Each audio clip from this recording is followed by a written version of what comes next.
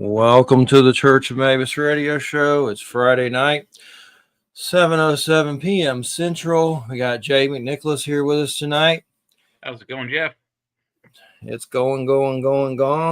I saw a crazy headline, and I see a lot of weird, trashy right-wing stuff, unfortunately, at my work. But one of the headlines was just creepy. It was saying that California earthquake was basically a nuke detonated from Putin as a warning, and they're covering it up, which that could be BS, but it could be true too. So I don't really know. But it was a weird headline. A 7 or 8 mile high mushroom cloud of fire and smoke would be noticed for a couple states around there. So what about an underwater like sub thing or something or something? I don't know. I'm not saying it's true. Probably a couple of wackos out there that say the CIA aimed their HARP satellites at it and started the earthquake. I saw one weird article, and it was on Microsoft News, I swear, but I don't remember the exact site. Besides, it was like an outlet that was posting on Microsoft News something about Putin using some kind of technology to jam air traffic and causing trouble up there, and it seemed like a real legit article, but that was a while back. But those crazy weird headlines. There are ways to jam radio traffic. Electromagnetic pulses and things of that nature would disrupt communications and radar and sonar and LiDAR systems. Yeah, it seemed like it was. I'd have to look it up more, but it's hard to trust anything, so I don't know what's true or not anymore. But we have Wade Richardson here tonight, the Psychedelic Mindmeld Telepathically Explored Shared Consciousness. It's great to have you here, Wade. How are you doing? Good. Thank you very much for having me, guys. And it's interesting with psychedelics. Of course, I never did any kind of thing like that until after my dad died. I was always told if I did anything like that when he was alive, he'd kill me, and I believed him. When he died, I went loco with it and became like a dealer for years, and just went like I was a nut. But a lot of, yeah. And basically it was just repression after he died and making up for it, I guess. But anyway, a lot of my experiences, I remember a lot of people were like, oh, the curtains are moving, and it was very minute kind of things. And a lot of mine were more spiritual and unexpected. Like I didn't expect to see Native American in full attire standing around my house on shrooms and scaring me and running outside because it scared me and things like that. And shamanism luckily has helped me understand a lot of that. I mean, I don't understand it completely, but it's helped me see it in a different perspective that makes more sense for me. And I'm just kind of curious, what would you like to tell us about your catalysts for getting involved in this subject?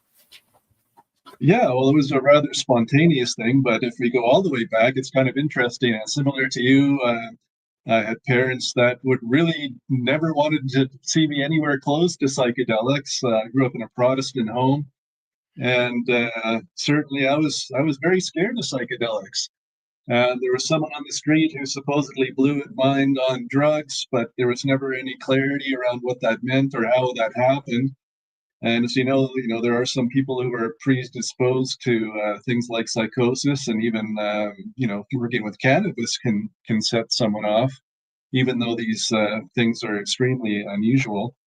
Mm-hmm. It is possible. So yeah, I had a lot of fear around psychedelics, and it wasn't until I was in my 30s that early 30s where I was introduced to ayahuasca, and then everything changed. It was a complete opening, spiritual opening, kind of like what you're describing for yourself. And then I just kept going deeper over the years. And it was actually quite some time before the telepathic stuff started coming through for me. I was a few years later, I went to an ayahuasca ceremony down in Mexico. And that was kind of a neat synchronicity. I was with a friend. We were down there doing some sporting activities in this small town.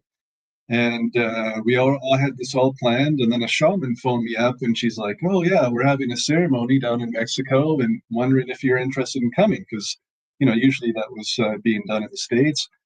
And I'm like, well, we're going to be in Mexico. Where is it? Well, it turned out to be the very same town we were going to.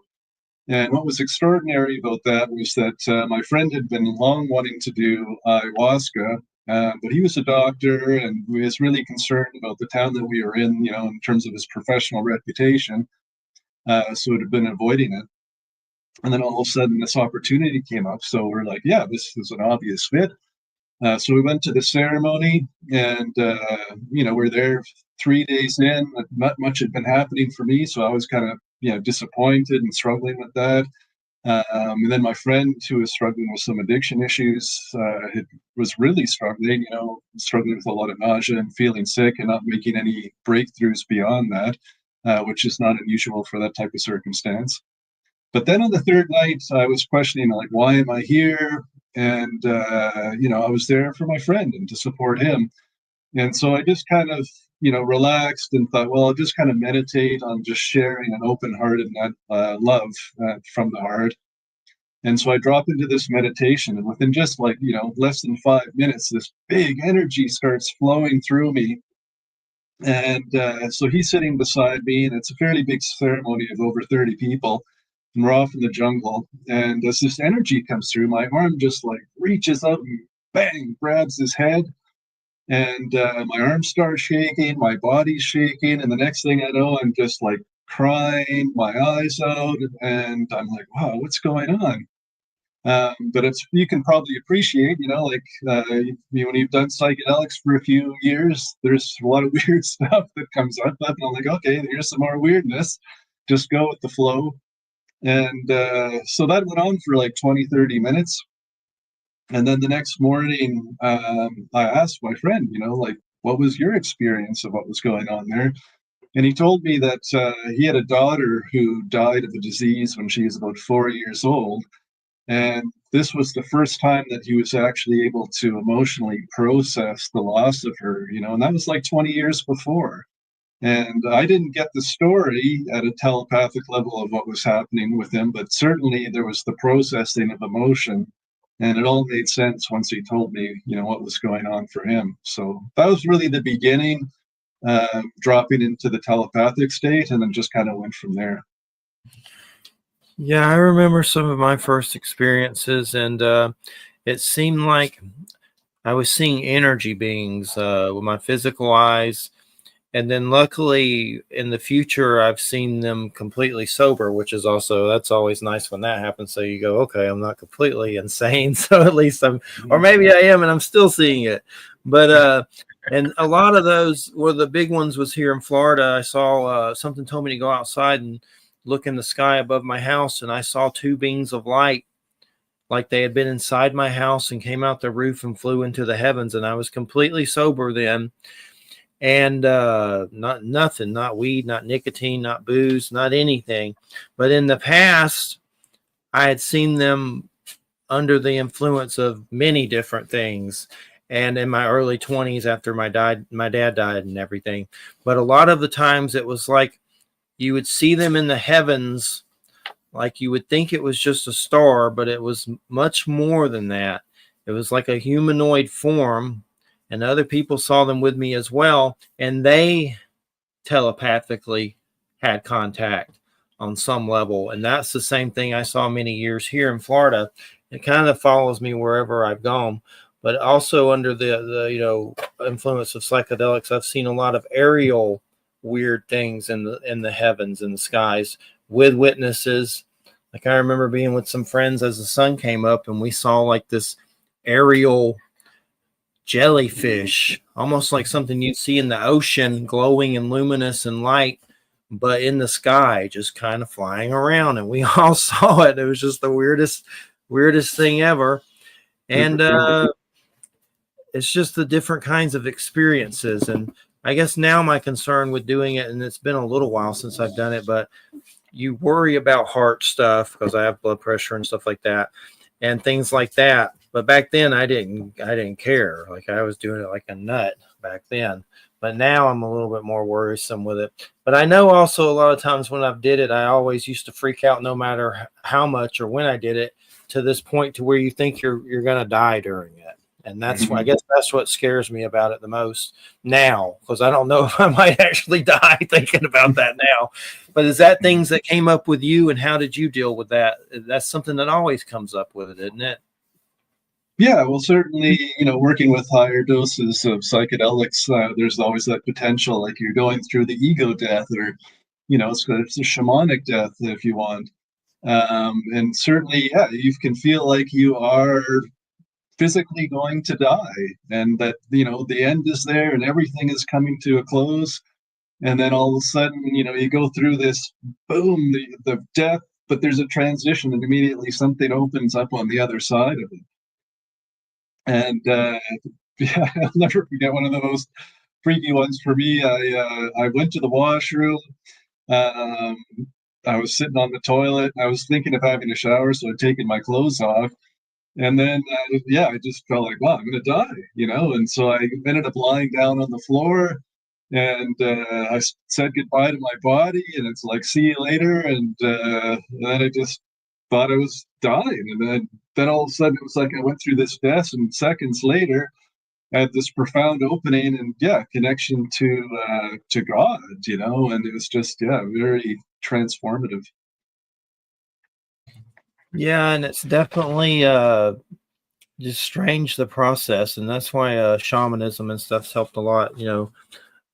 I've talked to other a guy named Don Oscar that's with Sounds True, and he has a lot of books and stuff.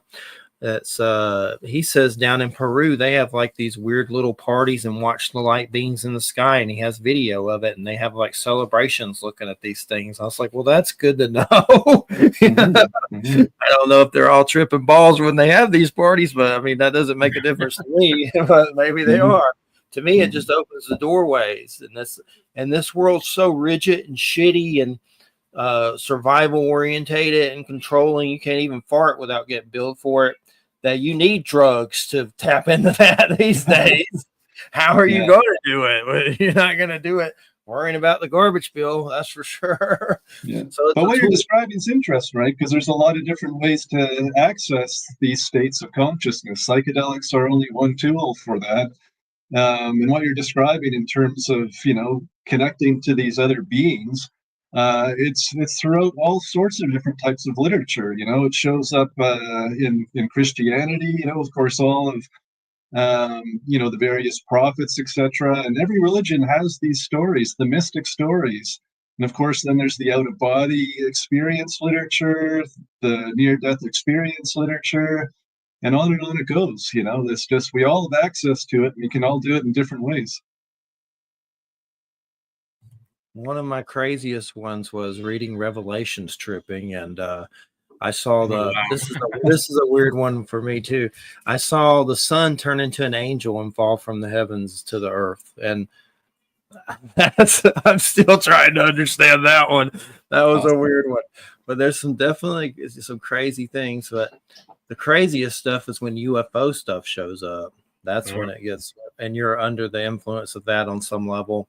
With psychedelics and everything, and then the UFO thing gets introduced to it on different levels.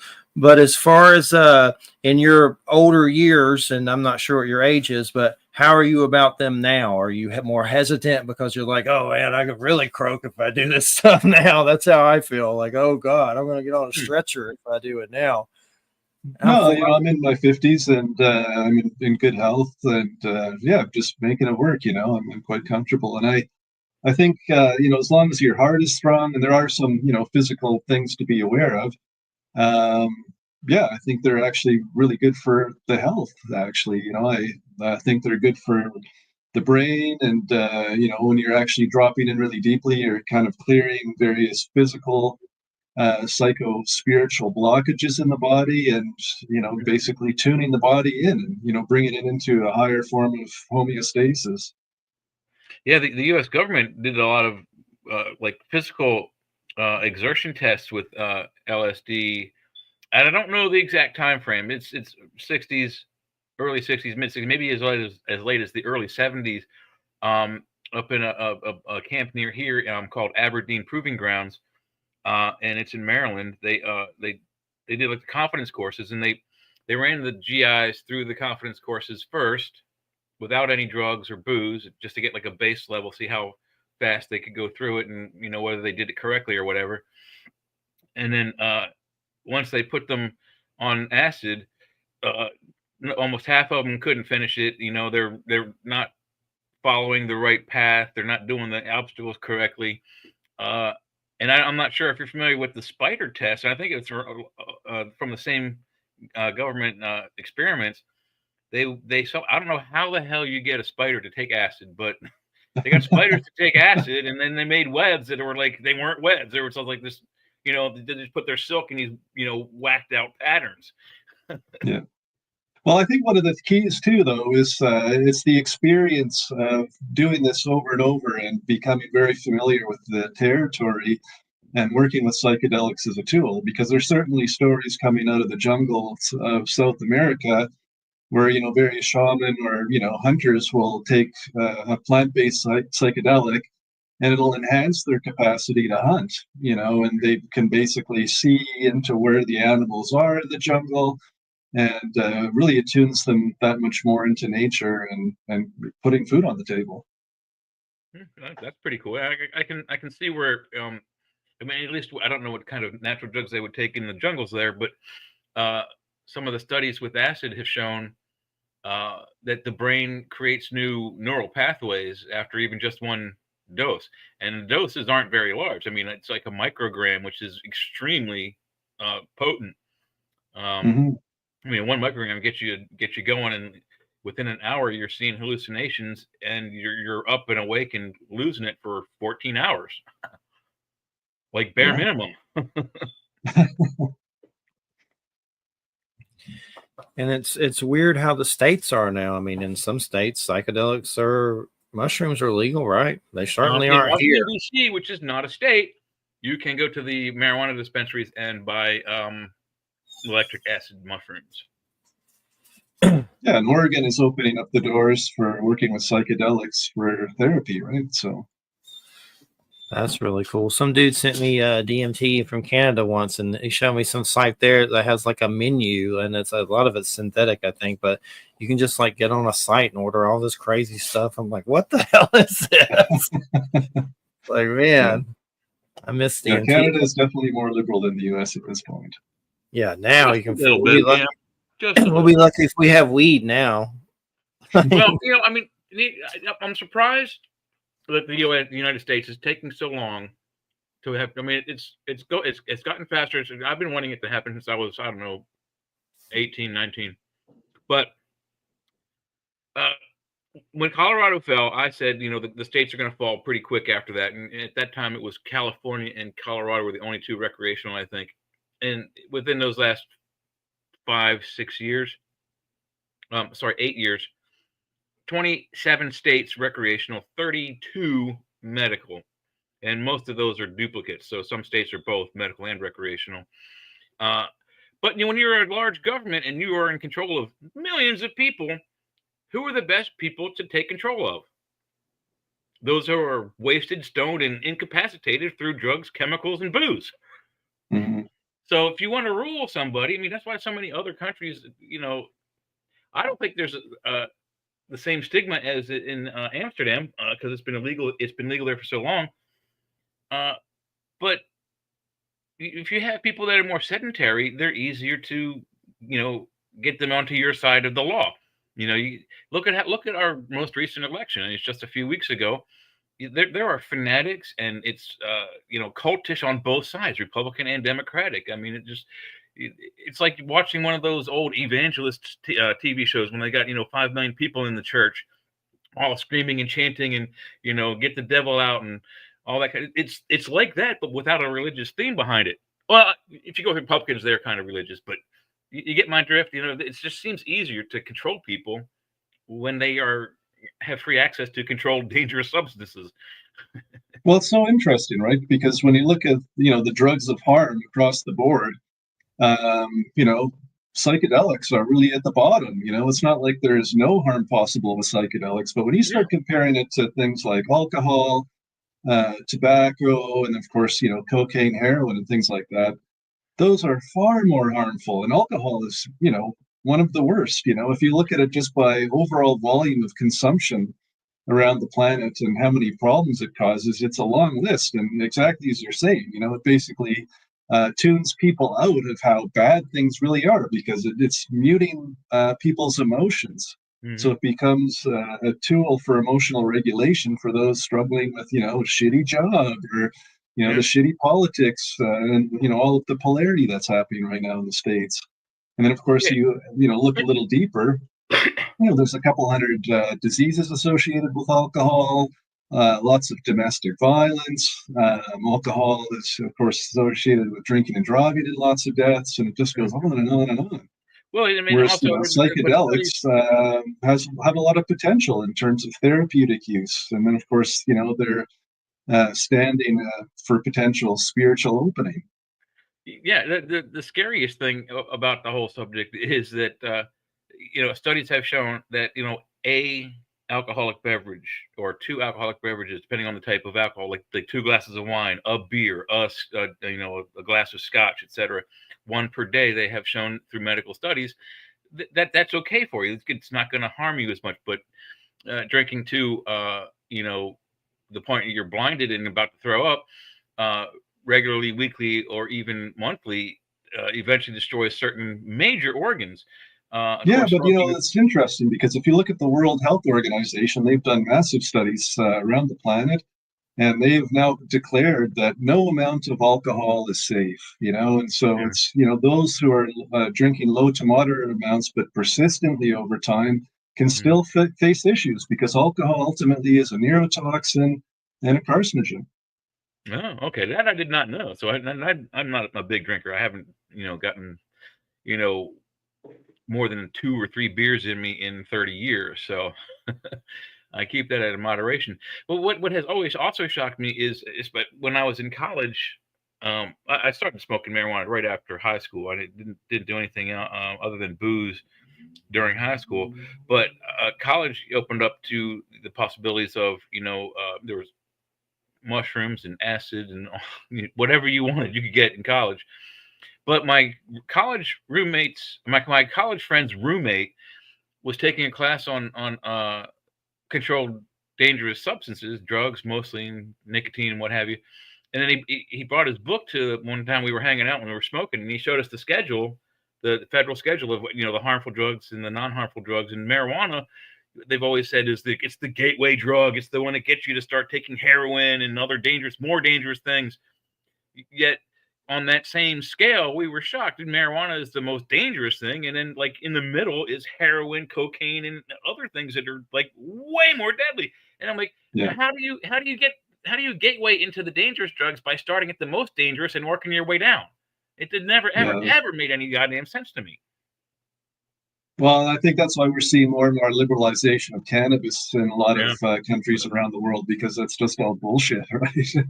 So, we know it's not that harmful. Sure, there can be harm from repetitive use over many years, but compared to most other drugs, it's not that bad. Yeah. There are I don't have a full list, but there was a poster or a pamphlet thing that was touting the good uses, and not just medical, but just all kinds of uses for marijuana. I don't know, 20, 30 years ago when I was in college. And I mean, just the things you can use it for, and it just without smoking it, just take the plant, and they said that 1 acre of marijuana or hemp could replace an entire forest of trees for making paper. And you can regrow that 1 acre every 3 or 4 months with marijuana throughout the growing season. The oils from the plant can be used to make any kind of mechanical oil you need. One's for your guns, one's for your car, one's for your lawnmower, one's for your small devices that need a little lubrication here and there. So textiles, fabrics, food, all manner of our life that we need, to keep alive. Marijuana can provide a great deal of the things that we need, particularly clothing.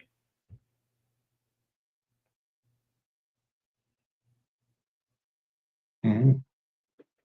And as far as the shamanic experience with all this kind of puts a moderation on it. I mean, it can be abused. Everybody knows that, and people have, and I'm sure I have before in the past. But it puts a ritual to it. It makes it, sacred. And that's what the way it's supposed to be done, right way. It's supposed to be a sacred experience, not something you do every freaking second, like tripping every day and stuff. But yeah, I'm a strong proponent of set and setting, so of course, for myself, and what I talk about in the Psychedelic Mindmeld book is, really working with meditation and dropping in, with another person and experiencing shared consciousness together. And so, in terms of set, it's making sure that both people are in a good mental state, have high levels of trust to do this type of work, and then of course having a safe setting, being in a safe house, making sure that there's an emergency number for someone to be, to call if something's going wrong, and then of course establishing boundaries in terms of physical boundaries, sexual boundaries, and when engaging in this type of work, it's one of those things, sexual energy will arise.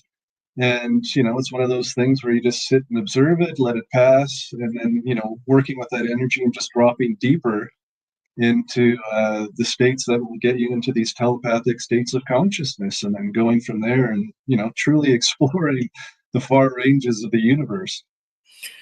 And tell us a bit more about shared consciousness, because when you were talking about that, I can remember having some experiences on it with friends, and they would see something that would be weird as well. Like, for instance, me and a friend named Brian, aka Chico, were out behind my house and in the woods. Now, this is pretty weird, and I know we were under the influence. I don't remember exactly what it was, X or something psychedelic, probably both. Who God knows? But anyway, at the particular moment, we saw the same thing in the woods, and it was some small hooded beings, 3 of them, like Jawas, but not like Jawas. They were skinnier and shorter, and there was a black box in front of them.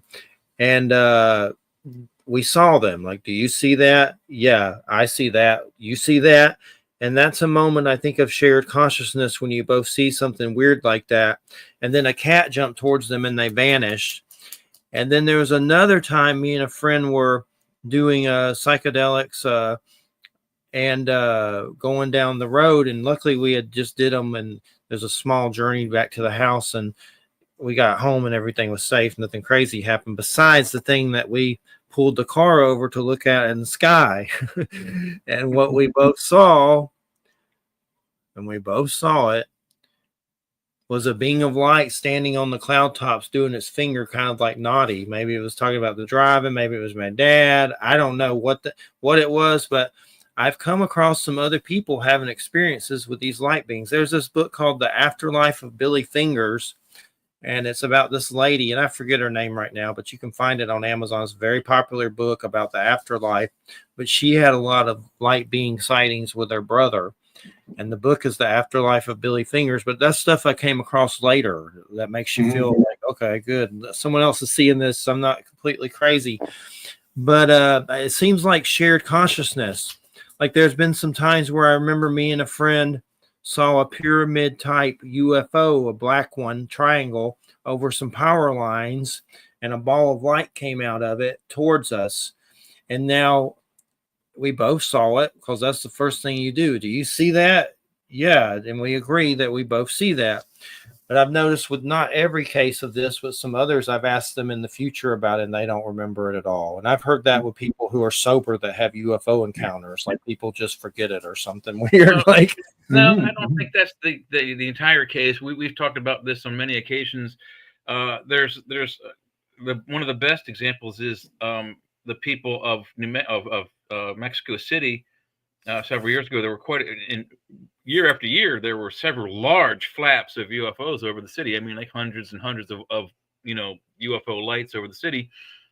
Thousands of people saw them, but there was 6 million people, I think, in the city. Other people who looked up never saw them. So we are of the opinion that they are able somehow to cloak themselves either through telepathy or other technologies that certain people can see them and certain people cannot. But regardless of that fact, whether that happens or not, if there is an object that is witnessed by all, and all are taking the same type of hallucinogenic chemical, let's just say it's LSD. Like my friends and I, we were in college. We had, I don't know, we took 2 or 3 hits, I think, and it was a weekend thing. We were driving around in Connecticut, and this silent spaceship. We were playing on swings in a elementary school, and it was 2 o'clock in the morning or something like that. And this thing flies over the treetops at treetop level silently with no movement, windows in it, creatures moving around. I don't know if they were human or alien, but we're all tripping our asses off. And we look up, and I'm like, "You see that? Yeah, I see that." And there were 4 of us. You see it? Yeah, I see it. You cannot ever, ever, ever, ever have the same hallucination. Period. So if that happens, it was a real object. Period. Yeah. Yeah, and I think there's an element of shared consciousness and a shared opening in terms of reaching into, if we want to call it other dimensions or other realms of space. Yeah. It's funny because, years ago, I was talking to a shaman. This is very early in my psychedelic experiences where I saw spirits in the room and, it made me uncomfortable. Or I felt uncomfortable, and I brought that up with the shaman. She's like, "Well, yeah, that's your problem. You can be uncomfortable, but they're there all the time anyway. You just happen to be on psychedelics and seeing them, but they're still there when you're not on psychedelics." So I don't. Did we ask what was your first chemical of psychedelics that you tried? Well, in terms of like meaningfully getting into psychedelics, it was ayahuasca, but I actually went to a peyote ceremony years before, but I didn't make a real breakthrough, even though the ceremony itself was very fascinating. So I haven't really talked that much about it. Well, I kind of wanted to ask about that because I mean I've never tried it, but I'm assuming you've had both the ayahuasca and LSD, maybe not at the same time, hopefully not. I don't have a count, probably well over 200 hits of LSD throughout my college career. And I've always wanted to try ayahuasca, but I was always of the assumption that it was an extremely, extremely powerful drug, even more powerful than LSD. And I was wondering if you could talk a little bit about are there differences? Can you make a comparison between the two for us? Well, I did ayahuasca for quite a few years. I went to many ceremonies. I've done LSD also for a number of years, as well as, mushrooms for a number of years. And, it's interesting because, it is possible to make comparisons, but they're just the range of experience with any one psychedelic, never mind trying to compare, is just so vast. They really are tools to drop into the infinite. And I found that, if you're doing high dose LSD, if you're doing like 3 to 800 mics, that can get you to very similar places, if not the same places as ayahuasca. There's some really, very subtle differences. Of course, with ayahuasca, there can often be purging and vomiting. But, if you work with high dose LSD, that can also happen, And of course, in terms of how the energy moves through the body, I have noticed with LSD, for example, that it tends to be a little bit more energetic than ayahuasca. Or mushrooms for example. But yeah, I don't know. I like working with all of them, and they're pretty similar. Again, when you're working really at high doses. I have noticed some rather similar differences. Of course, I don't have the ayahuasca experience, but peyote, I've had mushrooms, I've had marijuana, LSD, and a synthetic mescaline.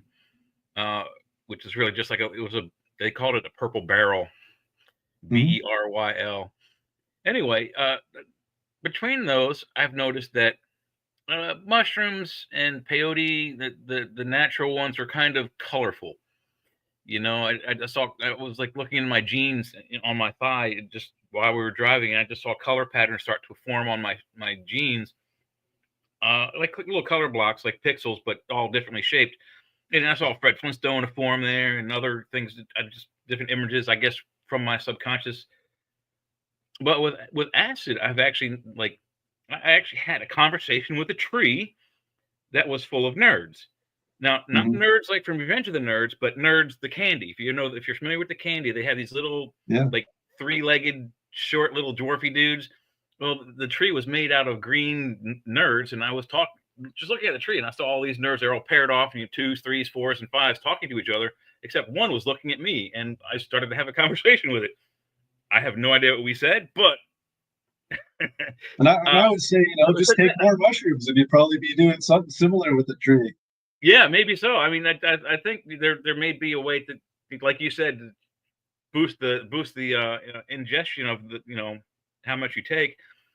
But the energetic part is the visuals on LSD, I think, are far superior to any of the natural chemicals. I haven't had natural mescaline, which I would have liked to have tried, but I don't know what's cool, but my friend and I that did the synthetic mescaline, we were both very large fans of the Anthony Burgess movie Clockwork Orange, within which the main protagonist, he's actually an antagonist throughout the movie until the end, but Alexander the Large and his droogs, which is short for drug friends or druggy buddies, that's what they drank. They drank milk with synthetic mescaline to go out and rape and pillage and kill and hurt people. Yeah, and I think that actually just saying that, I mean, there's a dark side to psychedelics, and it's one of those things that's in the nature of polarity.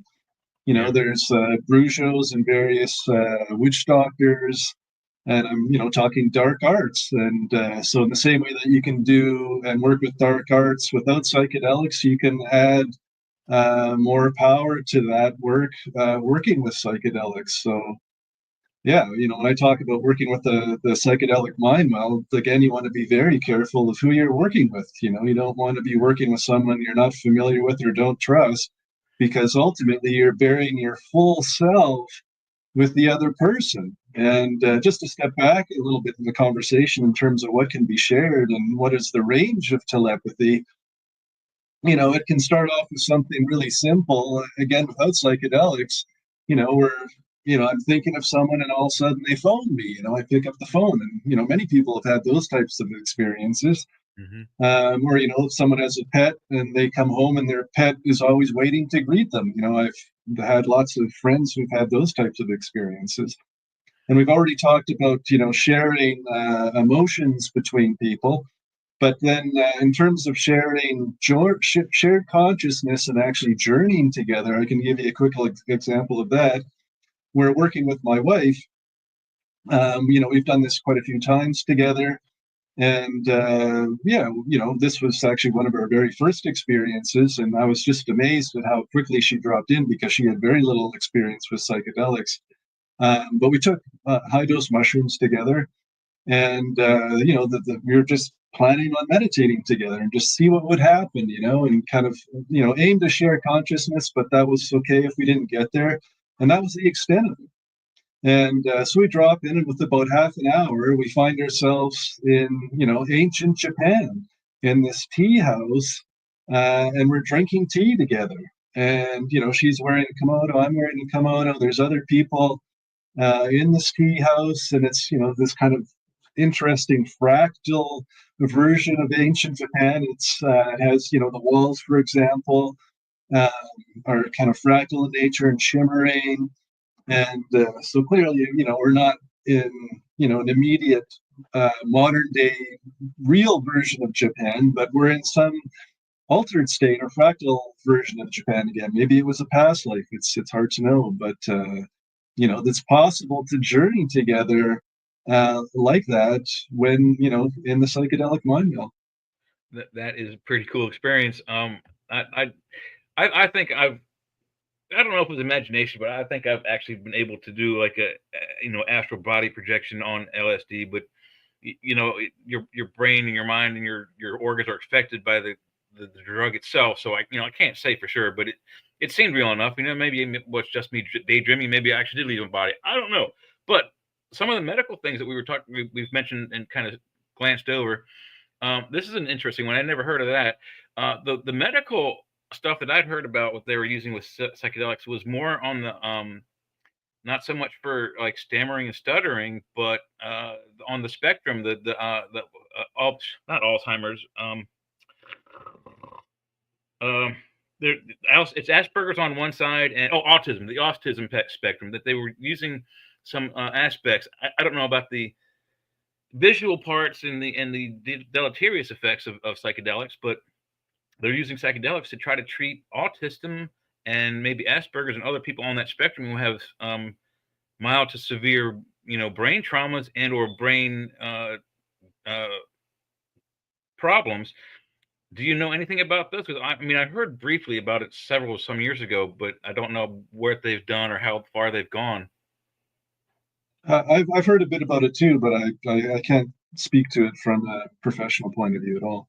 Yeah, no, I would be interested to find out what kind of findings they've come across and what are they using? Are they take like the mushroom and just like boil out the psilocybin and just use like the meat of the mushroom and that helps, or are they dosing down the psilocybin to like microgram level and using that to treat these subjects? It'd be an interesting thing to talk about and find out.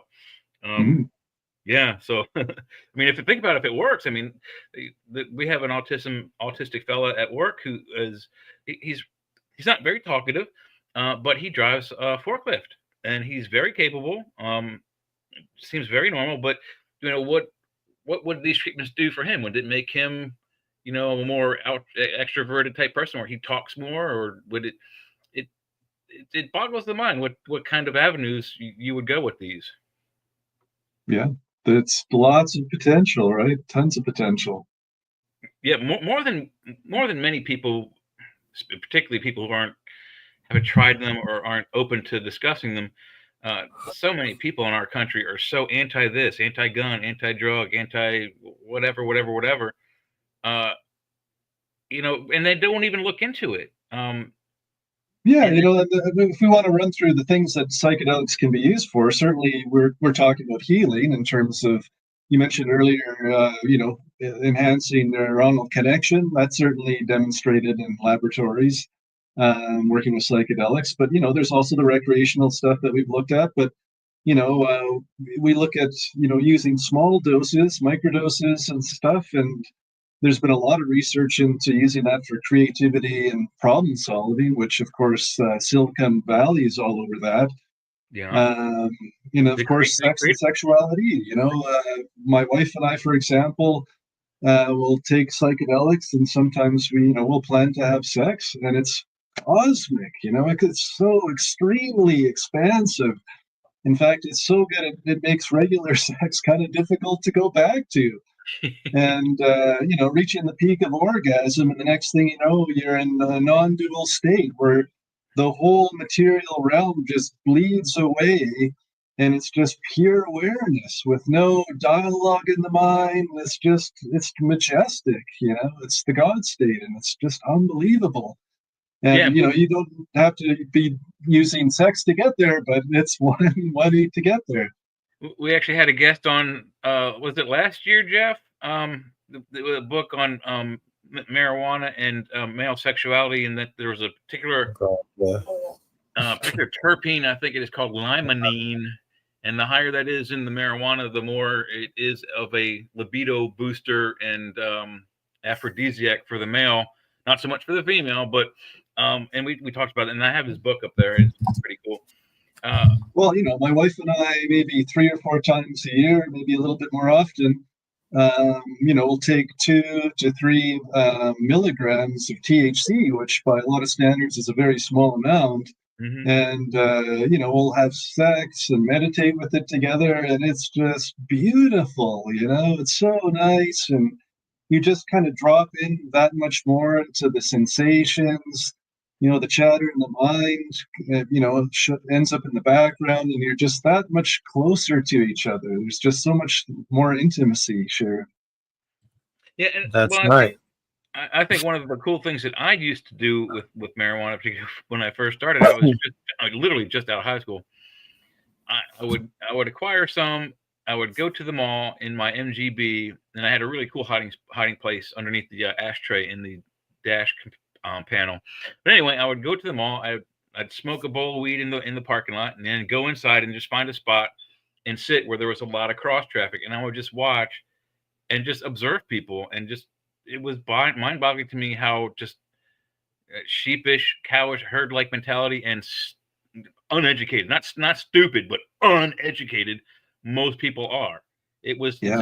and having worked in retail, it's been a shock to me that the whole world is just completely not vaguely, but completely unaware of just the potential things that are around them. I'm a trained observer as being a cameraman, and I was going to be a policeman, so my first 2 years of college were classes designed to make me become a better policeman, detective, etc. I see things that other people don't, and it's just how it's just how oblivious the bulk of the planet is. It's mind-boggling. Yeah, and I would say that that's really the main point of my book, is to let people know how much potential we have as human bodies and vehicles. It's just absolutely amazing. We do really have access to the infinite. We can share in that together because of how porous we are. We really can drop into each other and share an intimacy that most people cannot even imagine. Mm-hmm. Yeah. Hey Jay, so sorry. You remember that guy, Dr. Richard Allen Miller, that was on the scientist dude with gray hair? It was kind of wild. Yeah. He said that he was one of, and he's been on Coast to Coast and stuff, but he's one of Timothy Leary's, like one of those patients where they tested back. Yeah, he was one of those dudes. Something about he also helped influence Mulder from the X-Files. It was pretty he didn't. Yeah, he was like the guy they molded Mulder. I try to say that to it. He was the guy that was the inspiration for the Mulder character. Yeah, that was very cool. That was a crazy interview, but he was like one of the first LSD weird and one of those weird tests or whatever. But one of the weirdest things he said is something about an alien in a mech suit, and I was like, "What did you?" I had to make him repeat that. Well, no, but, when you said that, he had to go back and say, "Oh, it was like the guys in Independence Day where they shot it, and then the suit opened up, and the actual alien came out." But he was saying it was real, like it really happened or something. Mm-hmm. But about it, yeah, he reminded me of the scientist from Rick and Morty, Rick. But anywho, I like the name Psychedelic Mindmeld. That's a pretty cool name. Is that your invention? That's like some Jedi kind of stuff right there. No, that's Vulcan kind of stuff. Well, the Mindmeld certainly comes from Star Trek, the Vulcan Mindmeld, and of course introducing psychedelics to that. And it's funny, because when engaging in the Psychedelic Mindmeld, basically where you're starting is you're lying in bed side by side, holding hands, and just dropping in, letting the ego go, and letting basically soul or spirit, whatever you want to call it, maybe higher self, come through and just allow the energy to move and the connection to get deeper. And I have had times, again, like I was saying earlier with this friend of mine in Mexico, all of a sudden I'll just kind of roll and my hand will end up on this person's head, and it often looks very much like a Vulcan mind meld right on a Star Trek. It's quite something. And then of course from there you just drop right in to sharing consciousness with the other person. That's excellent. So what I know, consciousness is a very complex thing. And I'm someone that I don't know if you're familiar with Dr. Jeffrey Mishlove. I've interviewed him a million years ago. He has a book called Roots of Consciousness that's really good. But how would you define consciousness? I know it's a complex thing, but I'm always trying to understand exactly what consciousness is. Yeah, I mean, to me, consciousness at its most simple, at least from a human perspective, is just awareness. So we're aware that we are, and that awareness that is aware that we are is consciousness. And of course, that's very much a human perspective. But once you start dropping in, the deeper you go to consciousness, I'm a strong believer that the divine, God, whatever words you want to play with, that consciousness ultimately pervades everything and is everything. So not only living things, but consciousness exists in, solid objects and inorganic material. It's a living universe. It wasn't on mute.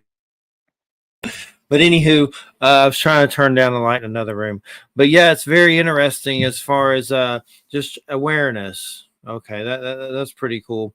I know there was something in that Jeffrey Mishlove book, Roots of Consciousness. Some dude was talking about stars in the heavens, and he said some stars are indeed deities.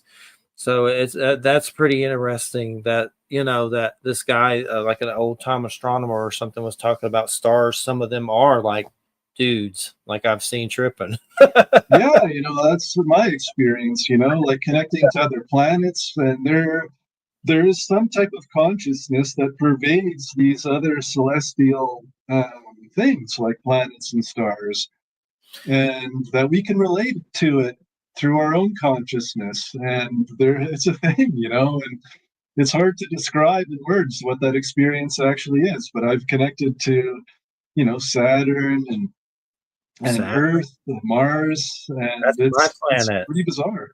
I'm a Capricorn. There's some weird Saturn stuff, and all these tarot people like to say I'm the devil just because I'm a Capricorn. That's not very nice. No.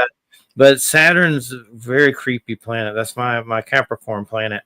But it's interesting when we think about connecting to these things and their energies and their personalities, and like with planets and the sun. I've had some very weird sun experiences where it seems like the sun is like talking to me, or like it's like a little, like it seems closer to you than it should be. Just weird sun experiences with reflections on water making weird symbols and stuff. Yeah, same. And I know, and at one point I remember doing DMT, and I saw writing on the walls that was very weird, and I would even walk up to it and be like, "Oh, dude!" Of course, it wasn't there when you're done with the party, but but I saw it and it was real, and it was like another, I guess, some Terrence McKenna Machine Elves kind of weirdness or something like that. But what have been some of your sun experiences? Because the sun is like just like a big dude too, apparently. Yeah, and it's just this glowing ball of energy. It's just so full of energy. It's just like brings through this bliss and feeling of connection and life. And it's strange, like I mentioned earlier, this death experience on the bathroom floor. And when I went through that, I mentioned this kind of connection to God or the divine. And all of a sudden, this massive gratitude for the universe started coming out. And I went to the window, and it was actually daytime, but you could see the moon in the sky. And I just started praising the moon and thanking the moon. Thank you, moon. Thank you, moon. And the same with the sun. Thank you, sun. Thank you, sun. And I went through this long list of thank yous and was singing all the way through. And it just felt like, this prayer, if you will, was just passing through me, and this massive gratitude for everything around me. It was awesome. Yeah, it's cool. And I had a weird experience once, and I went outside and I was tripping, and I was like, "This is Eden." And I could hear like the bugs. I could hear like the bugs in the earth, and hear, it's like you were in tune with everything. But then later it was weird because they built this like yuppie neighborhood down the road called Edenwild, like right down the road. Like, but in that moment, I'm curious, Jeffrey, in terms of your experience. Like, I've had these experiences of where, it's like heaven on earth, and you mentioned Eden. I mean, was that what it felt like for you? Like the experience of embodiment of heaven on earth in that moment? Yeah, it was like a oneness. Yeah. Like a oneness. And some books that have helped me through some of my spiritual journeying. Of course, your book is very great and has helped a lot. But back then in my early 20s was those Celestine prophecy books. And I can remember reading those, and a lot of shamanism books, and even that Communion Whitley Strieber book. It's a weird little book about his alien encounters and stuff. And one of the big ones, and this is Conversations with God. I don't know if you've ever heard of those. Neil Donald Walsh. Those are really good. I read those. Yeah, they're excellent. I got to interview him twice on here, and every time I was like very nervous, but he's very nice. Very nice. It's funny. Awesome I love those books. There's something that's like a shared consciousness, tapping in. When you read those books, you're tapping in. When you read your books, we're learning how to tap in and feeling it as well. It's like that divine record player, the needle hitting the vinyl, and those books, I've said the Conversations with God books kept me out of prison. Like they really helped me a lot. And it was a real trip interviewing him twice. The second time we got into UFOs and weird stuff. And the first time, I always will remember, Jeffrey, you're 10 minutes late. And the reason that happens because we couldn't get past his weird code on Skype for his phone. So I had to like call him at his house, and he gave me his house. Very awkward, but it turned out to be good interviews. Well, it's interesting you mentioned his books and, you know, the power that they had. And I'm hoping that my book has this type of power too, that they're psychoactive, you know, as you read the message and drop into the depth of what's being shared and what really is possible.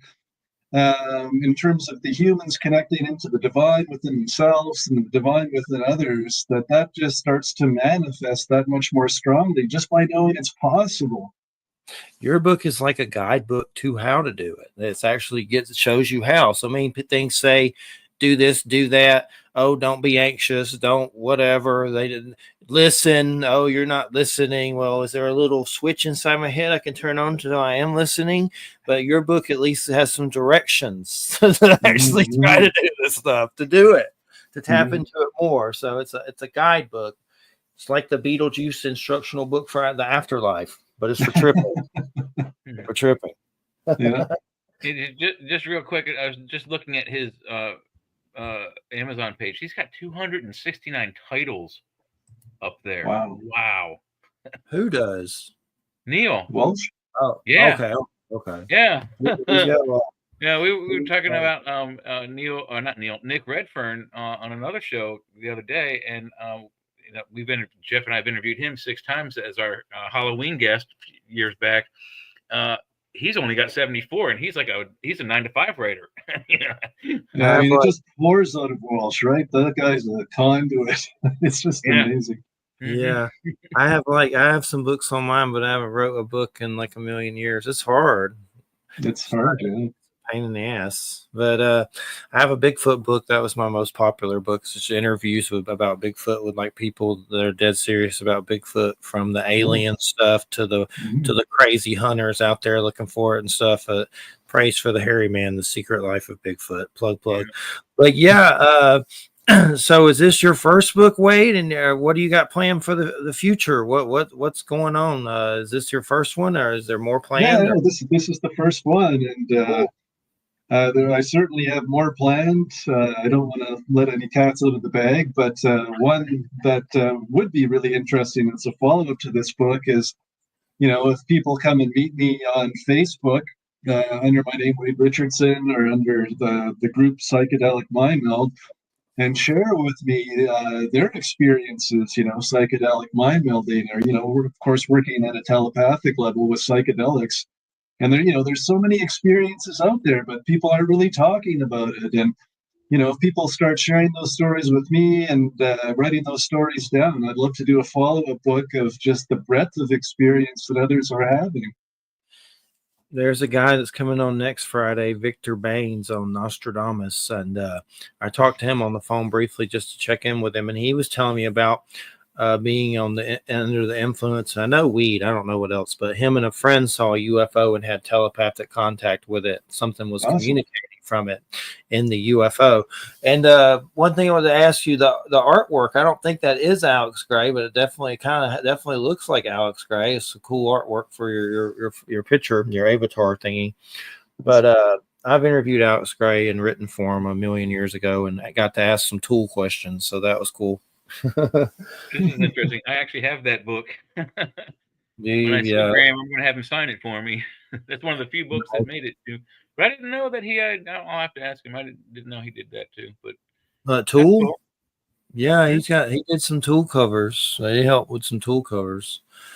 It's interesting how this subject is up. You know, psychedelics. I mean, it seemed like it used to be more taboo. Now you got Joe Rogan and Graham Hancock, and I mean, now it's like, you know, it's a lot more spoken about, and it's about raising consciousness, I think, and that's what all this is about, is raising consciousness, and hopefully some way in talking about it and having these experiences and experimenting as knocking down the wall of deceit and stupid and the whatever the wall is here that makes us feel like crap, and it's a way of knocking it down to hopefully explore new levels and grow in consciousness. There's Yeah. I've been watching it since, like I said, 2000. We on one of the shows I do with the owner of the station, we do politics a lot, and I've been following the recreational marijuana thing since 2016. You know, it's like only 8 years ago. It doesn't seem that far away, but it soon will be. It's just it was amazing to me that it's kind of slowed down a little, but it was like I said, it's going to be like within 5 years, the whole country's going to be legal, and the federal government's going to have no choice but to change it. We're better than halfway there, so we're having some progress problems, but. Well, I say look at Canada. You know, Canada has gone all in. And I mean, you know, from a federal government point of view, obviously the feds are making tons of taxes off of it, and everybody's happy up there. I don't know where the slowdown's coming from. Some of the places are starting to see the benefit. Maryland just went legal a little over a year ago. Well, it went legal 2 years ago. Then it went after the first year. The next fiscal year they started it, so there was like a fiscal year gap from recreationalizing it to actually getting it into the dispensaries. But they're already seeing the benefit of it because they just started at the border of Pennsylvania and Maryland. When on my way to work, they just at the beginning of this summer they dredged up the whole road, chewed it up, made it to little lines, and repainted it, and then they brought the new stuff in. So they're using the recreational taxes of marijuana to help the state's infrastructure. The medical side of the marijuana business, those taxes, and they're separate. I think it's 12 for medical. I don't know. There's a different pay scale, but in any event, they're using that to go towards the Coliseum. I think it's Coliseum Fund, but like state sports and high school sports stadiums and in professional sports stadiums. That's where that money's going, which I don't think that's a good benefit. I think that's BS. They shouldn't do that. But the infrastructure part of the roads coming, I mean, within a year, they're already redoing the entire country, the entire state of roads with their money. Yeah, I mean, it's crazy, right? Like, you know, I have a background in health, so I've looked at a lot of this stuff, and I've looked at a lot of data sets. And when it comes to legalization, you know, like the access to marijuana is generally so easy to get that by legalizing it, it's not expected that the use of marijuana would actually grow that much. It's not going to increase. So from a harm reduction perspective, there's probably not much of an issue there. And of course, the other thing is that, you know, with marijuana, it is a drug. There are some harms that come with it. Of course, they're not as significant as a lot of other drugs, but there are some potential harms.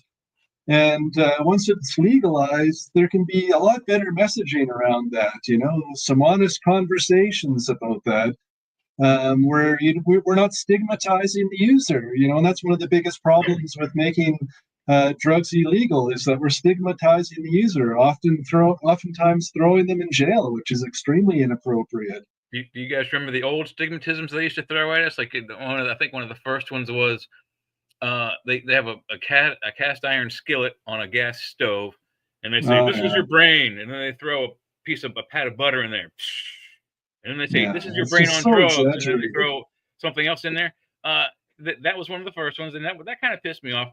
Then the next big campaign, and I think this was a Nancy Reagan deal. Only losers use drugs. So those of us who use drugs, we put that through the filter of dyslexia, and we twist it to say only users lose drugs. Yeah, well, another issue there, of course, is that all those people saying that only losers use drugs were drinking alcohol, and alcohol's a drug. Yes, it is. I know. And no one. I mean, they don't think of it as, you know. If people could just realize there's 3 types of alcohol. I don't remember all of them. I think it's methanol, ethanol, and I can't remember the third one. But when you go to the doctor, what does he put on your arm? It's the equivalent of a shot of alcohol. Not the kind you can drink, but it's a drug to sterilize your skin. It kills germs. Yeah. Let me tell you, I don't really like drinking that much. I will once in a while, but there's this Evan Williams eggnog that I get a hold of around this time of year, and I got messed up on that the other night too much. It was bad. You guys are gonna hate me for this. I thought I was dying during that. That across the street from me is a family-owned chain of gas station convenience stores, and they have a made-to-order restaurant, and it's like a fast food restaurant. You can get cheeseburgers and what have you. They make the best eggnog in a milk bottle I've ever had in my entire life. I'm 58 years old. It is the bomb. And what I recommend as a former college bartender, get yourself your favorite eggnog. If you can get to Rutter's and get some, do it. And you take a glass, pour as much as you want in your glass, and 1 shot of Kahlua. Mix it nice and good. I guarantee you'll hardly even notice the Kahlua flavor. But with just that 1 glass, you'll be flying high in about 20 minutes. I guarantee you. It hits you. The sugars in the eggnog and whatnot, the proteins in the egg, I guess, whatever it is, it's like doing a beer bong with eggnog. It makes you pretty high pretty quick. This stuff's weird. It's like they put brandy and rum and like whiskey in it and put it all in one bottle. Well, traditionally it's a shot of brandy, but some people use scotch. Some people, whatever you like. I mean, you can use vodka, rum. It doesn't matter. The eggnog itself is so thick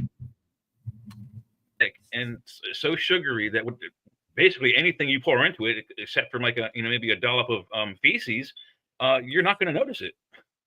That's a whole nother show right there. But anywho, it's a whole nother.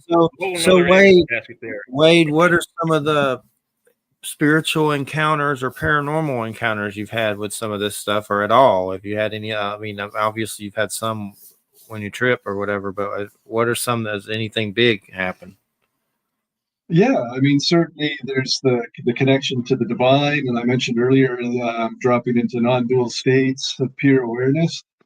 But there's meeting a lot of characters along the way, and it's interesting meeting iconic characters, right? Because on the one hand, it's possible that I'm really meeting these characters in terms of their true manifestation, and when I say these characters, I'm including like Jesus Christ, Buddha, these very famous spiritual people.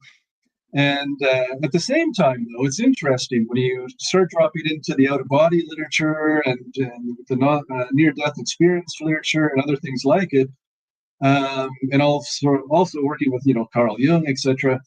Well, there's the collective unconscious, and it's like there are these very powerful thought forms. So if you can think that billions of people have thought about Jesus Christ and worshipped and praised him, the same is also true of Buddha. And so these thought forms are so alive within the collective unconscious. I think we can also meet them at that level where they basically become archetypes for this amazing, beautiful, loving energy. And so it's hard for me to be definitive with exactly what I've met, but I haven't had these encounters with, Christ consciousness or Buddha consciousness. And also, others, like Gandhi, John Lennon, King David, and, these various characters. So there's this long list of, basically these others, discarnate beings that we can interact with and have, very beautiful connections with. And as I say that, there's also the dark side. I've been present with the opening of a portal to a hell realm and seeing, like these this vast pit of seething demons, and that's something to behold as well. And because of course, we live in polarity with both the light and the dark. Yeah, I think that's part of nature we can't avoid. If you're interested in the Jesus, well, we're not talking about the Jesus myth on the next show, but the next show after this that I'm also on, we are going to talk about the historical Jesus, not so much the biblical or mythological aspects, but I'm sure some of that will be talked about a little bit. And it should be an interesting show. But there are, I think, another aspect with. And I don't know how true this is. And again, it may have been my imagination. It may have been the drug, but it might have actually happened. tell me if you've ever heard of this. Now, a lot of people say things transform you, drugs transform you, meditation transforms you. Uh, I think that one time under the influence, and I think of just marijuana, nicotine, and we probably had some beer and LSD. I think I was able to actually change my arm, my right forearm, from a human arm to the paw and forearm of a lion.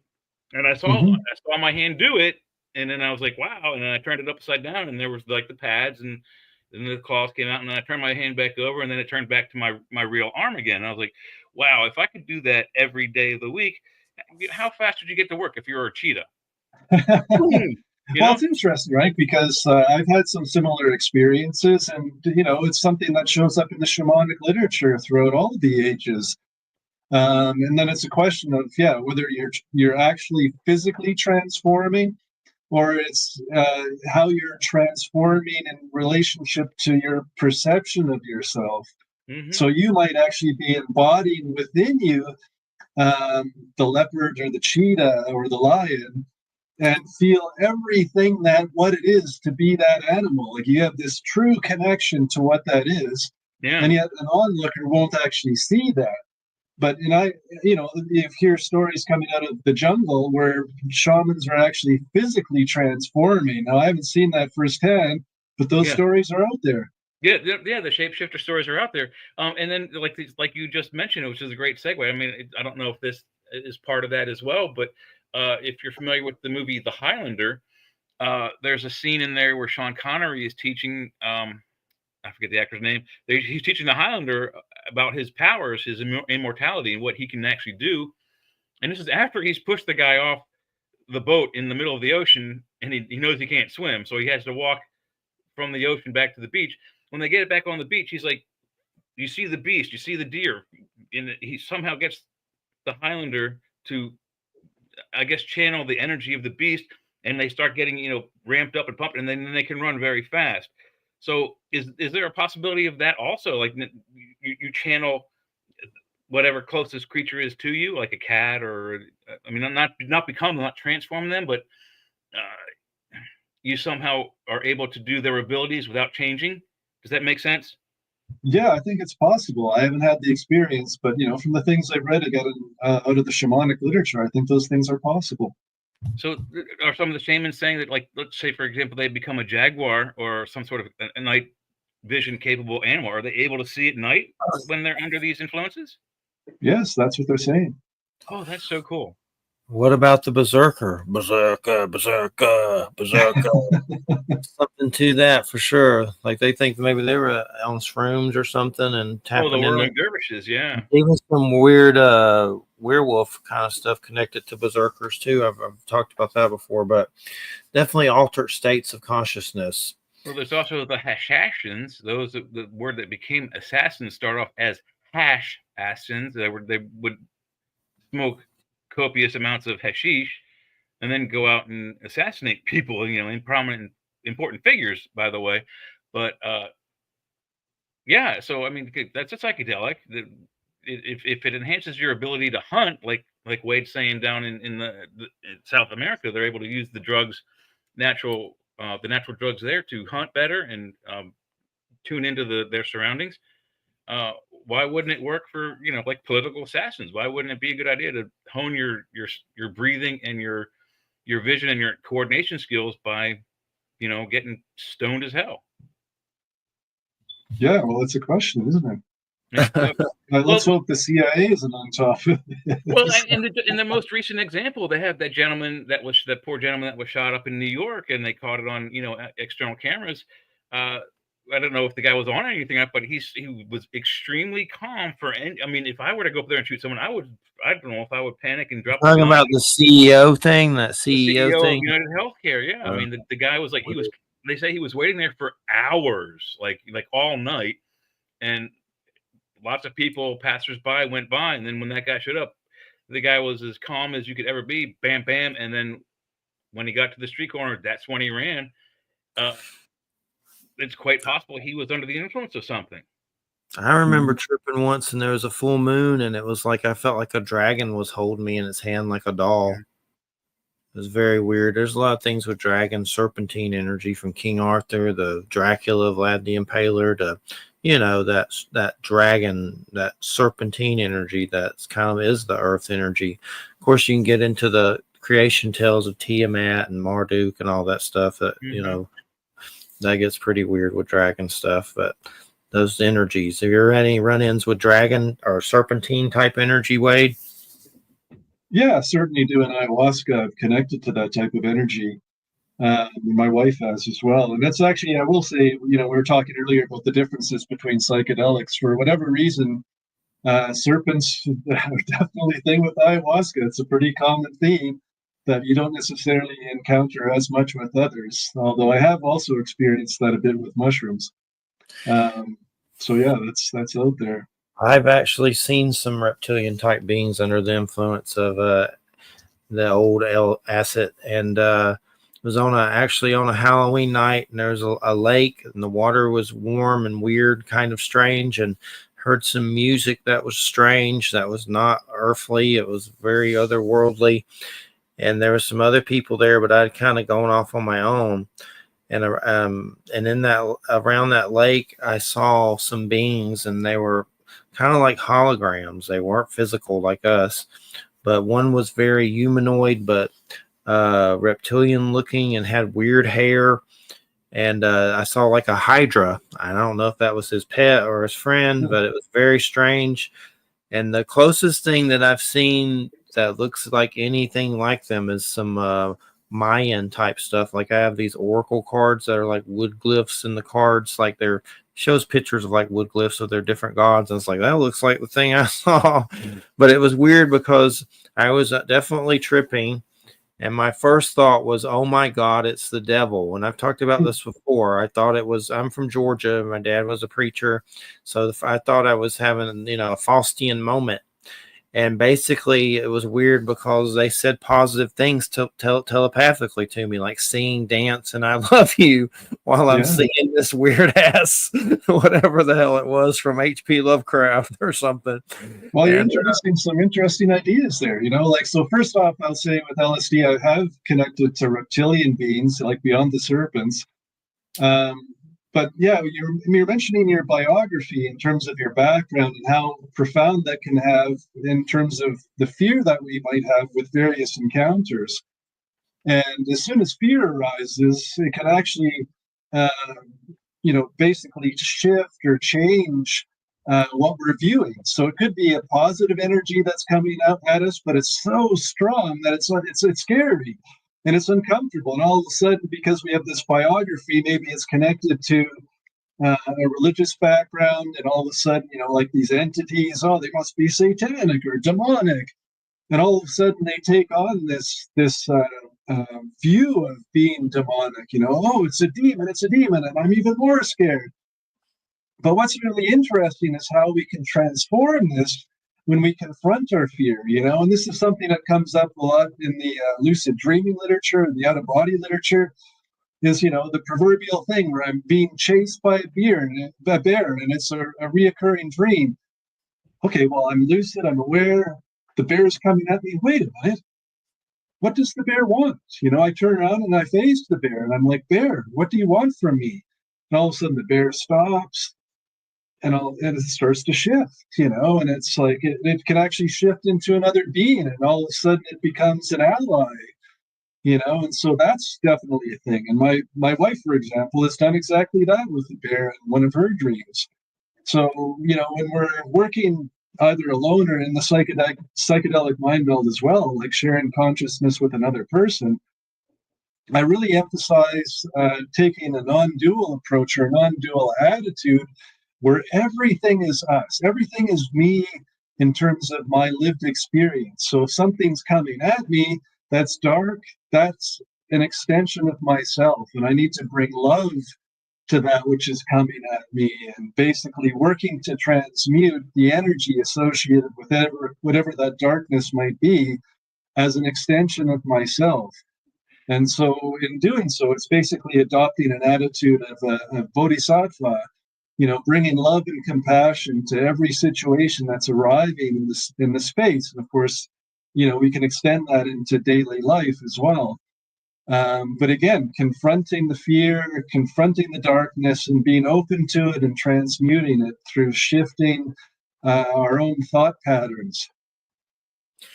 Now I'm thinking about, there's a guy that's been on about Bigfoot that's pretty well known, Ron Moorhead. He wrote a book called Quantum Bigfoot, and also he's known for these vocalizations of them talking that he got that are very well known. But somewhere he was talking about this encounter somebody had, and I forget who, but it involved a UFO and bear people coming out of it, like bear humanoids coming out of a UFO.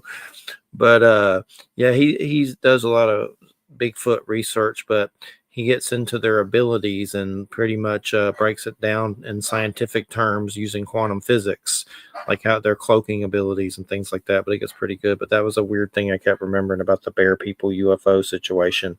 Yeah, but what's interesting with that, it'd be interesting to take a deeper dive into the nature of what the bear is for him, because it's also possible that these other beings, because they can see right through us, right? I mean, they're much more telepathic and capable than we are. They see through us very easily. And so they can see what we're comfortable with or not comfortable with, or what maybe they're trying to teach us with. And perhaps the person really resonates with the bear. So they present themselves as a bear to the person for whatever the lesson might be in that, even though they're not fundamentally a bear. And so I talk about these encounters I've had with, say, Gandhi. Did I really encounter Gandhi, or did I actually encounter another energy that resonates with the way I relate to or understand the energy of Gandhi? So it shows up visually as Gandhi to me, but it's actually another being just sharing this open-hearted, loving transmission with me. I've always heard King Arthur references with the bear too. That's some things that have come up with King Arthur. But definitely interesting to think about. Who are some of the people that you grew up with, or like Arthur's? Was shamanism a thing that you explored? I mean, what are some of the influences as you were growing up with some of this stuff? Like we talked about Neil Donald Walsh. Is there anyone else? Well, yeah, I mean, my exposure to this all started once I started getting into psychedelics in my 30s, because I grew up in a Protestant home. It was a fundamentalist home. And so, it was like I was getting Bible thumped, particularly from my dad every day, and I really had a hard time with it, because I saw so much hypocrisy in the church. It's being told this is how we're supposed to be, in terms of loving beings and following the loving example of Christ, which I think is, of course, amazing. But it's just like how that message is transmitted with. I just saw the hypocrisy in it. It was being forced on me, and I was being threatened with going to eternal hell if I didn't shift my life over to God and Jesus. And so, yeah, that was what I grew up with, and I really struggled with that, especially, I think, because my dad was very emotionally abandoning and not available. So I didn't have a lot of respect for him. And yeah, so there was a struggle there. And it wasn't until I started getting into psychedelics, and at this point having more of a kind of agnostic, atheist view of everything. And that, of course, isn't the nicest place to be, because it's pretty blah. But yeah, again, dropping into working with ayahuasca, maybe I'll just give you a quick view of that, because it was such a profound opening. I'd studied, world religion, and tried to have a better understanding of what even Christianity was, because I was worried about, well, what's this hell thing? I want to have some sense of whether or not that's real. So I was looking into that, and I did some research into shamanism, and again, I'll studied world religion. So I had an idea of what it was, but I thought it was all nonsense and not something that was very real. And a friend of mine who was actually at work told me, oh yeah, there's this ayahuasquero coming to town, and you might be interested in trying ayahuasca, given your interest in world religion. And I was like, I don't know. Again, I'm already hesitant for the reasons we discussed, but I'm like, yeah, okay, I'll try it. So I go to this ceremony, and I knew enough to know that intent was important. And so the ceremony starts, and she was trained in Peru for many years, so it has, the Peruvian shamanic ceremony basically built into things. And so we're going through, and she's like, well, what's your intent? And I said, well, my intent is to experience more joy. And she looks at me a bit funny, and she goes, you don't experience joy? And I'm like, no, I do, but I just want to experience even more. And she looked at me funny again. She's like, Wow. asked a couple of quick questions. She's like, I think you have a blockage towards spirituality. And I'm like, yeah, I do. I just like, yeah, I do. And she's like, well, I recommend you open your heart to spirituality. Maybe you should make that the intent for this ceremony. I'm like, yeah, okay, whatever. And at this point, I'm highly skeptical that anything's going to happen. I take the ayahuasca, I sit down, there's a few other people in the room, it's dark, but, it's ambient enough, I can see the walls.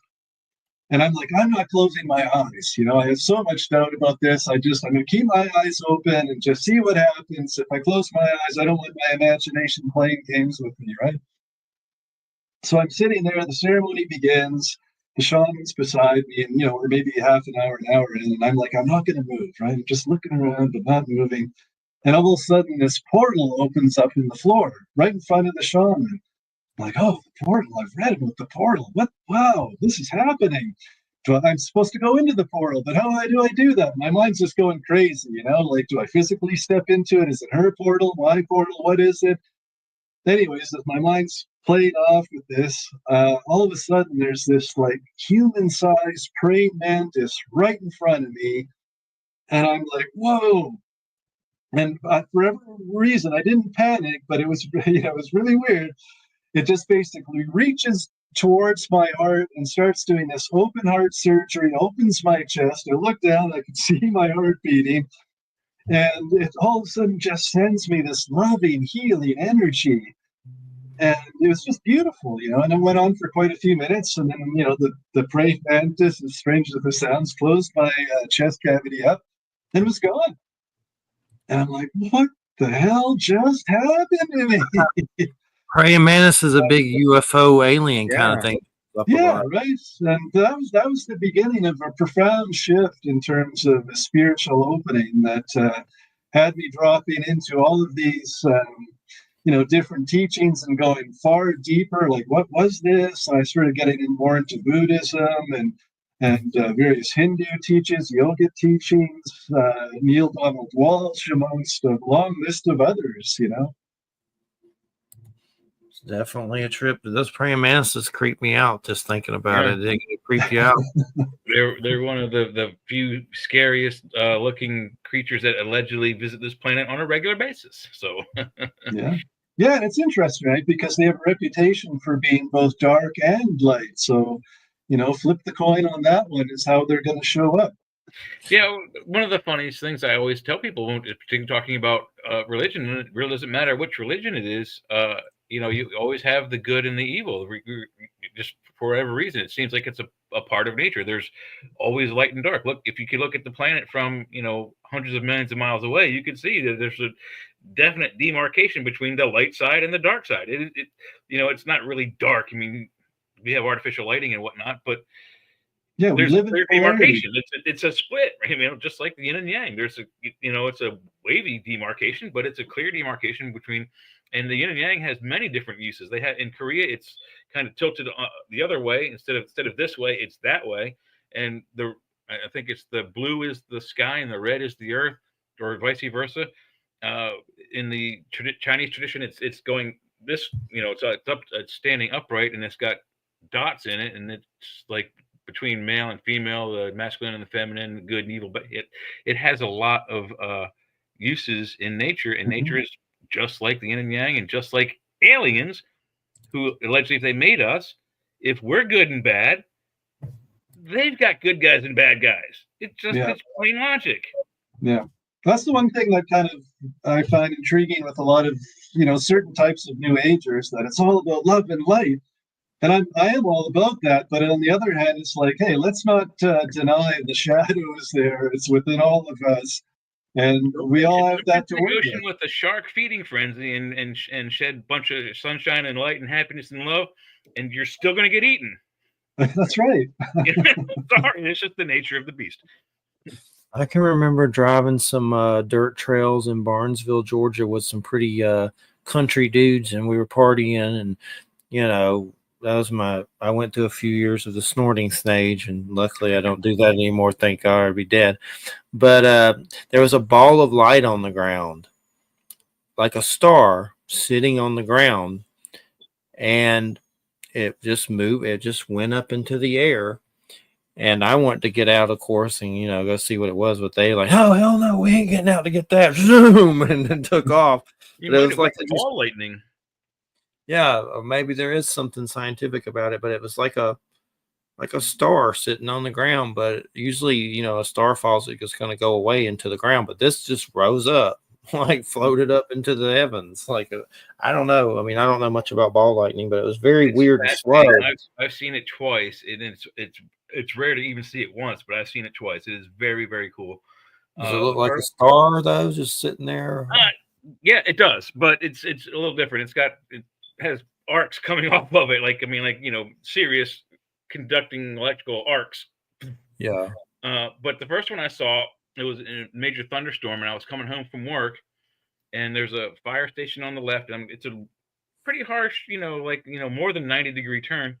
And inside on the right side, there's a house, and the guy has like a half-dead tree in his front yard, and the lightning hit that, and what was left over, I guess, of the lightning formed a ball and went right for my car and hit my windshield. And it was like, I heard it hit the windshield, didn't break it, but I heard like a connection, and the car glowed blue-white for about a split second and scared the living what out of me. And nothing happened. The car dissipated because we have rubber tires and whatnot, dissipated the charge. But man, I went home, my heart was racing. And the other time I saw it, I was driving the same vehicle, a different part of town, and it just formed as a ball right in front of me and went up, but it went in an erratic pattern. One time during Serge Kahali King, Hawaiian shaman, I got struck by lightning on the phone when I was interviewing him, and luckily it didn't hurt me, but it scared me to death. And he goes, "It's a sign of great." Yeah. He says it's a sign of great power, and that we just laughed, but it scared the hell out of me. I've been indirectly struck by lightning with in a rainstorm 25 meters away from where it hit the ground. I was standing 25 meters away from that strike zone, and I felt it. Yes. It didn't hurt, but if it were a direct strike, we probably would all been dead. So wait, what about light beings? That's one that I've seen completely sober, so that freaks you out. You're like, it's okay. So it wasn't the drugs at this particular moment, but has that come up any at all with beings of light, seeing them like physically or in another dimension? Or I'm always trying to figure out what they were. Sometimes I think deceased loved ones, but I've heard other things too, like angels and aliens and things like that. Well, I think we can underestimate how expansive and how many beings are out there. So I think there's a whole range of light beings out there. I can give you another quick story, actually using ayahuasca. And this is only the third time using it. And so I was still, open eyes, sitting still, skeptical of the experience. And so now I'm in, and there's this, fractal garden growing towards me across the room. And, for whatever reason, I'm pretty comfortable with weirdness. So I'm like, okay, it starts enveloping my legs, my body, and all of a sudden my head is just floating in space. And all of a sudden this high-pitched noise comes through, which I've since learned is pretty typical for leaving the body. And all of a sudden I was in the proverbial white light, and feeling, this divine oneness and unity consciousness, which itself was amazing. But it really ended up being a portal. And I found myself, traveling through hyperspace, and I end up with this planet, somewhere else in the universe. And I come in somehow guided. I'm not exactly sure how this works, but I'm guided in. I go through this valley, and on either side of me are these massive living pyramids, and they're covered in foliage, and I can see them breathing. It's as though their sides are lungs and that the air is rising and falling through the apex. And I go down this end to the end of the valley, and there's this massive palace there. And I go into this palace, and I'm seated at this long table, and there are these indigo light blue beings there. And so I'm seated, and it's like I'm at home, and I'm welcome there. And there's this telepathic transmission or download. I was not clear on exactly what it was, but it felt like it was related to healing. And I'm there for some time, and all of a sudden, bam! I'm coming back down through the house's roof back into my body. And now that I'm back in my body, I look out into the room, and I can actually see the matrix of energy in the room. And I realized how powerful our thought form is in terms of we can move that energy, right? And so I see the shaman, and she's working on this guy in the room, and I start just sharing this open-hearted energy and with her, because I'm like, she's the shaman, she knows what she's doing, she'll just work with whatever I send her. And so this energy of white light is moving from my heart towards her.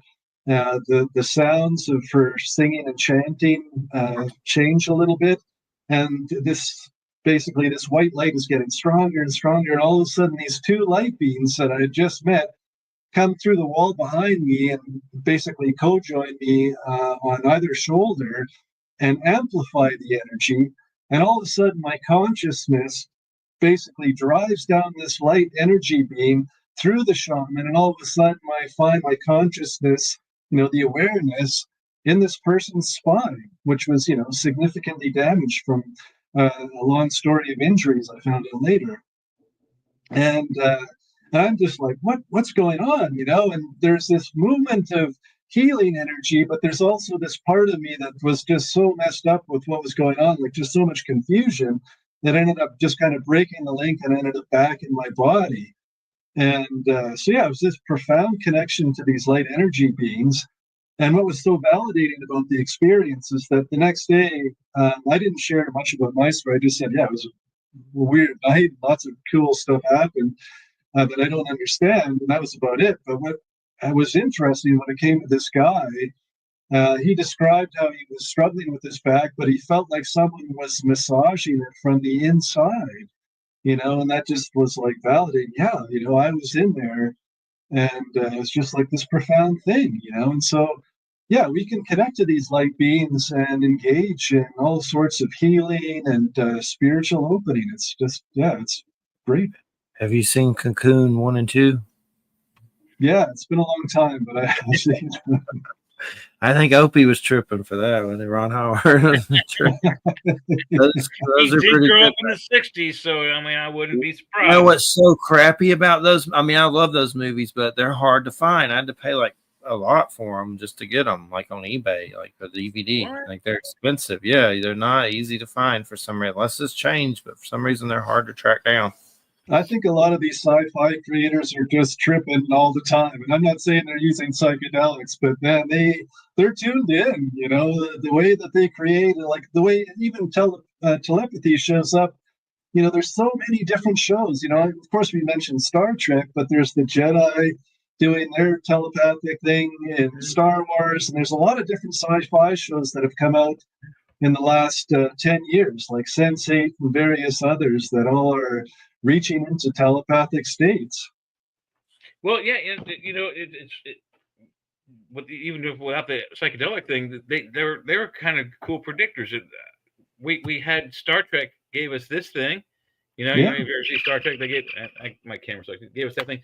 That is what we have today, and maybe people may not realize they're listening to this show right now that this device right here, this is just my cell phone, this little thin piece of plastic and glass, has more computing power in it than they had for the Gemini, Mercury, and Apollo missions combined. Yeah, it's crazy, right? It's not just crazy, it's not funny. It's this thing here could run all those programs plus all the things that NASA and Elon Musk are doing, no problem. But the computers that ran Mercury, Gemini, they took up entire rooms. They had to have specialized and expensive air conditioning devices made just to cool the room so the computer wouldn't catch on fire and explode. Yeah. And now we have these things, and that in my opinion is so mind-boggling that maybe the entire species is on acid. and when we take acid, we actually see the world we're really in. Think about that. Well, DMT's and all of DMT is life. So Yeah. my experience with DMT, I saw the weird writing on the wall, and I also saw a lot of orbs of light flying around. And I had Itzhak Berry, from Israel, a shaman from Israel. He said that the dead can travel in balls of light. So that's pretty interesting for sure. I think every shaman has said that, actually. Yeah, there's something to it. And I saw more on DMT for sure. But I hope somehow that it's easier to get this stuff. That's my problem with it. I was just getting it. I don't want to go to the dark web, that's for sure. Well, you remember the old joke when I was in high school was, I don't have a problem with drugs. Well, yes, I do. I have a problem finding them. Yeah. Yeah. That's true. But not back in the day, but now. I'm in Graceville, Florida. It's like the most boring town you could ever be in. They pissed me off recently. The Bible College tore down this cool village here that I call Little House on the Prairie, where some crazy native massacre happened, and they just ripped it down and now whitewashing it and pissed a bunch of people off. Like this little, they had kind of like old houses there that they brought in, and like the churner and all that kind of stuff, but they just ripped it down, burned it. And there's a plaque out there about the battle that happened between Spanish monks and natives because a native refused to convert because he didn't want to have just one wife. So a massacre happened there. That's right down the street. But the good old Baptist college just kind of painted over it, and they're going to build sports there now. So I wrote a comment about the curse of the skinwalker under the newspaper article. So I'm sure that'll scare them. Probably not. But cool that you're writing it. Yeah, it was just one that the news put up here, and I just put a comment under it about it. But that's weird things with I don't know if you've kept up with any of those Skinwalker Ranch shows, but there's also a crazy show on Netflix with George Knapp called Alien Investigation, and the level that some of these shows are getting at with some of this information about UFOs is just insane. You can't believe they're even going there. Like the Skinwalker Ranch show has so many government spooks on it about this ranch that has stuff happen that it's just creepy. The government personnel on this show is creepier than the paranormal activity happening there. So Jeffrey, I want to throw something out at you. About a year ago, I read this book on UFOs, and this guy's hypothesis was that UFO encounters are actually humans who have learned how to come back in time from the future, and they're actually studying their past. And so, they're traveling back and forth through time, and there are some connections that are being made. And, it may even have something to do with the evolution of the species. That's what this author is claiming. Yeah, and they want to make some adjustments in order for things to go better than some of the natural progression. It makes sense if you keep up with some of the stuff of them interacting with nuclear bomb missile facilities, like Captain Robert Salas. I've interviewed him. He's in the Air Force. He actually wrote a book, and he's still enlisted and I believe still active. It was active when the book came out. You can find it on Amazon, Robert Salas, Salas, and it's about UFOs coming and shutting down the silos where he was stationed. So that's pretty crazy. So they may be coming. That sounds like a reasonable to me. They may be messing with all that stuff because in the future they let off the nukes, and maybe they're trying to stop it or something, like time traveling or something. Yeah, no, that's the other speculation, is that it's one of the species, the aliens, is coming from the future to repair some sort of cataclysm in their past. It's our future, their past, where this cataclysm exists in the time frame, and they're trying to fix it. And then it's vague as it can be as an excuse or a reason, but that's one of the types of species that others say that there's some of them are interdimensional, coming from the fifth, eighth, like Buckaroo Banzai through across the eighth dimension, that kind of thing. And the truth is, I think it's all probably possible. what is actually the truth is an amalgam of all of that. There's probably some that are time travelers. There's probably some that are dimensional travelers, and there's probably some that are within our dimension, traveling from one star to the next star and going, "Oh, look, hey, there's other people. Let's go say hi." There's one alien encounter story I read that was pretty funny, but this lady saw a gray standing above her bed, and she goes, "You're so ugly," and it goes, "We're just you from the future." Yeah, well, there you go. Right, there's a good story that works with this other author's hypothesis. Well, hey, Wade, it's we got about 4 minutes. It's been you're listening to United Public Radio 107.7 FM New Orleans. What a great show! Thank you so much. Is there anything else you'd like to say before you depart, or links or anything? Website, how do people find you if you're looking for your book and whatnot?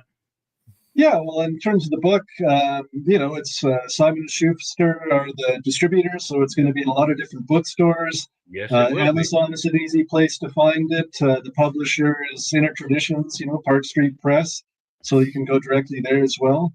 In terms of connecting with me, I'm on Facebook, so that would be the Psychedelic Mindmeld. There's a group. And I'm also, of course, Wade Richardson, which I can be found on Facebook as well. And then there's my email address, which people can contact me directly, and that's psychedelicmindmeld@proton.me. So I look forward to connecting with others in terms of hearing or sharing of their psychedelic telepathically shared experiences. And it's been a pleasure, gentlemen. I've really enjoyed talking to both of you, and it's always great to connect to others who relate, from a very personal experience to what we're talking about. All right. Well, we appreciate it so much. A great show, and thanks so much. And keep us in the loop on future projects. Yeah, definitely. Thanks a lot. It was a great show. Okay. Thanks very much, Jeffrey. Jay. That was great. Take care, man. Have a good weekend. Catch you later. Take care. Good night. All right, everybody. You're listening to Church of Mabus Radio. You can go to ChurchofMabusRadio.com, and it leads to the Facebook group. You ever heard of some coin called Social Good? No. Is it like a Bitcoin thing? Yeah, but it's called Social Good. It's on the Play Store, but somebody gave me all these coins, and there were like 17,000 of them. It's worth $600, so I don't know what you can do with them. If you can get the $600, get the $600 out of them and use that for whatever. I don't think it'll let you do it. Yeah. Oh, really? Yeah. It's weird. It's called Social Good. It's on that Play Store or whatever, but I'm trying to figure it out. Someone said you could use it at Temu, or you can trade it on the exchange for other coins or something weird. I don't know. If I can spend it now, I'll do it. But I can't figure it out. Have any knowledge of how Bitcoin works? How do you get into it? How does you get your money back out of it? It's not backed by anything. If it collapses into whatever money I'm broke, so I'm broke a lot, so I'm trying other methods. Yeah. You ever heard of Vimeo? V-I-M-O? Yes. Seems like you can't watch that on anything but a computer. Like there's no way to watch it, but on your computer, like I thought you could watch it on Xbox or something. It seems like there's no way to view it. I've never used it, but I've seen its logo on things that are like where you can watch movies. Yeah, I'm trying to figure it out because that Les Stroud Survivor Man has a Bigfoot DVD coming out called The Question of Bigfoot, and also the 10 episodes. You can get the DVD, which is like $90 or something, or you can just get all the digital for $29, which is a better deal, but it's on Vimeo. And I'm just like, how the hell do you even watch Vimeo? I don't even know. It might be one of those cell phone only platforms. I don't know. I've never used it. You can watch it on desktop, but I was hoping you could watch it on like a big TV somehow or something. They said they took all their apps off Roku or something, or off everything, like the apps. I don't know. I don't really want to buy the DVD, so I guess I'll just be watching on my computer. But anyway, next week, Victor Baines, Nostradamus. So we got 2 shows left this year, and then we're taking a 2-week vacation. We'll be back on the 10th. So you got the schedule yet? Did I send you any of that schedule yet? You did. It's I was looking at it about an hour ago or 2 hours ago before we were Yeah. Getting I ready seen for the show. January already, didn't I? Yeah, it goes vacation 2 weeks, January 10th, 17th, and 24th are me, then 31st, February 7th and 14th are Wham, and then you don't have any guests on there, but you've already got it For February. Okay. yeah, up to February. Well, Oh, March 7th is where I stopped. That's the last one you sent. okay. All right, everybody. Have a good weekend. Thanks for listening. Don't be tripping too much. Good night, everybody. Yeah. Once a week. Once a year.